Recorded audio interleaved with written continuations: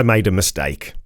A few days ago, I posted a new video on this channel about this camera, the new Sony A7RV. But if you go looking for that video, you won't find it. Hands up, I got something very wrong. So let's rewind and I'll show you the things that I still want to keep from that first video, but then I'll show you what this thing can really do when you use the proper settings.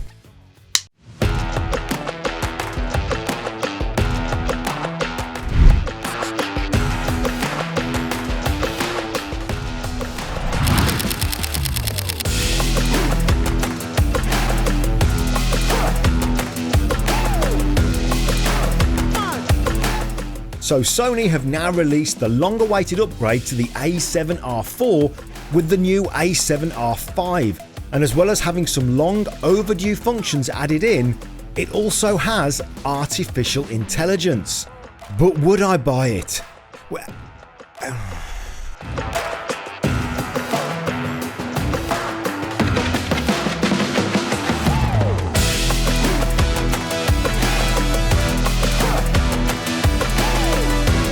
So Sony have now released the A7R5, the update to the A7R4, which I own and have been using for a few years now, mainly for taking portraits. Anyway, Sony sent me this camera to have a play with for a few weeks, not to keep, and they didn't give me any money either. It's just to have a play with because, judging by all the hype, this is supposedly one heck of an upgrade from the A7R4. Now, I had intended to talk about all kinds of stuff with this camera, like the build quality, but there's no point because that really hasn't changed. What has changed though is this flip out tiltable screen, which feels surprisingly robust, so that's really useful. It's not new to cameras, but it's new to Sony, and the fact that it can come away from the body quite a way apparently helps with the heat dispersal. It's also got a touchscreen now, which these days isn't really something to shout about, but it is a welcome update from the A7R4, as is the new menu which first appeared in the A7S III. There's also a nice big record button for when doing video, rather than this ridiculously small button on my A7R4. But the one thing I really loved about the Canon R5 when I had that for a while was how when you dial in settings for stills, the camera remembers it, and when you switch to video, it also remembers those settings so you can jump from one to the other. Now, there may be some other way you have to do it in Sony, but if I dial in settings for stills and then jump over to video, the settings don't change. So I dial in the settings I want for video, then jump back to stills. The settings for the stills are now the same I set for the video. The ones I just dialed in are overwritten. Okay, so I want to dive in here now because in the first video, this really annoyed some people. Yes, I know now there is a way to separate the settings for stills and video so that when you go from one to the other, the settings do change, or you can pre-program the dial to store settings. But I still stand by what I said in the first video. When would you ever use the same settings for stills and video? Why not have it like the Canon system where the settings are stored by default, and if you want it another way, then dive into the menu? But hey, that's just my opinion.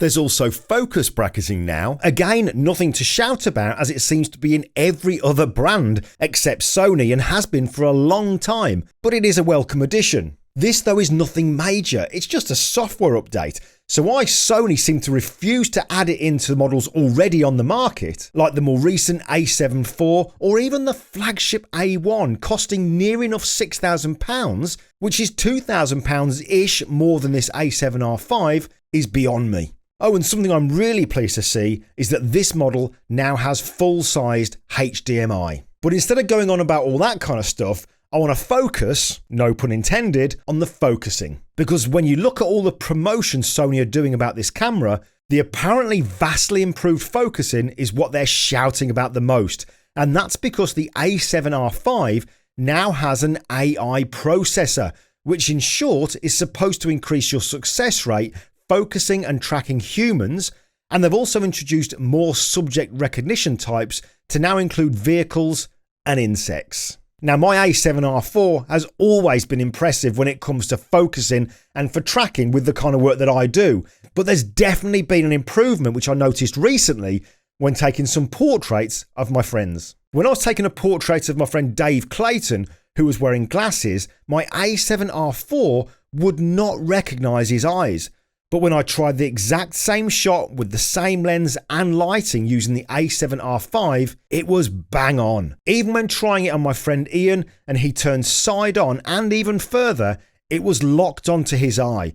But when it couldn't quite see it, it predicted where his eyes would be. And that's the big thing with this AI processor, in that it uses subject form data for more accurate recognition. So it can kind of predict poses and then kind of know where an arm is and where a leg is, for example. It doesn't know what an arm or a leg is, but it's kind of predicting it from all the subject information built into it. Its brain isn't drawing an imaginary stick figure either, like the video suggests, but that kind of gives an idea of how it's predicting. And yes, it seems to work really well. But what about the other subject recognition types? Bird, for example. So I met up with a friend of mine, Trigger, who flies birds of prey, and we went out for an hour or so with one of his Harris Hawks. Now, when he was holding the bird, as you'd expect, the camera was able to lock onto it, no problem. But then a lot of cameras would also have no problem. But then Trigger got the bird flying, and this is where I was surprised, if not disappointed, in this new camera. And this was the mistake. You see, that disappointment, which isn't the case now, was completely down to user error and not knowing about some settings that were available. So now I want to share with you the settings that a great friend of mine at Sony suggested I give a try and that worked out fantastic. And by using them, helped me go from this to this.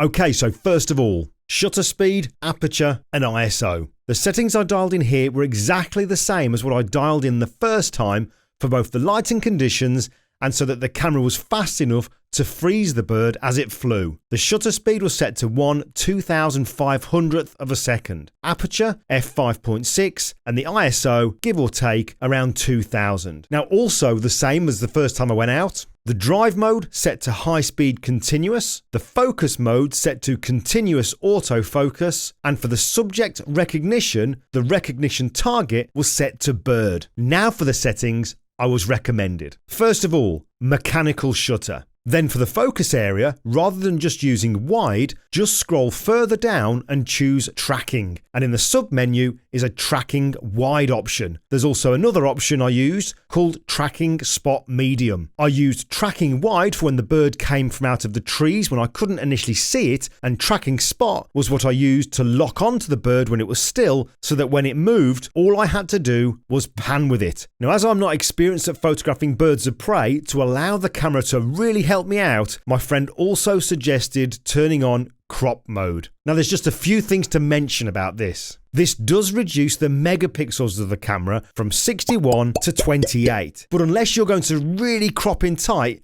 you're not going to notice. It turns the 600mm lens I was using into a 900mm lens. But the main reason for the advice was this. In normal full frame mode, the 693 focus points cover 86% of the sensor. But in crop mode, the 693 focus points cover pretty much 100% of the sensor. Lastly, in the menu, the AF tracking sensitivity. This was set to 4, and then last of all, the lens. The firmware was updated from version 1, and the lens was set to steady shot mode 3. Now, I'm a portrait photographer and not a wildlife photographer, and capturing great wildlife photographs isn't just down to camera settings. But with modern cameras like this new A7RV, when you do use the appropriate settings for the kind of photography you're doing, the results can be fantastic. So yes, very impressed with this camera. But would I buy it? Now, in the first video I said no, but it's not a case of would I, but now it's more a case of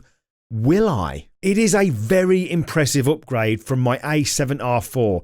And before COVID, I mainly did portraits, but now I do other photography, not for anyone else, but just for me, and because it's fun, enjoyable, and exciting. And a camera like this makes it even more so. So I guess we'll see, but on the subject of photography, I need to pack my kit for a seascape photo shoot I've got tomorrow morning.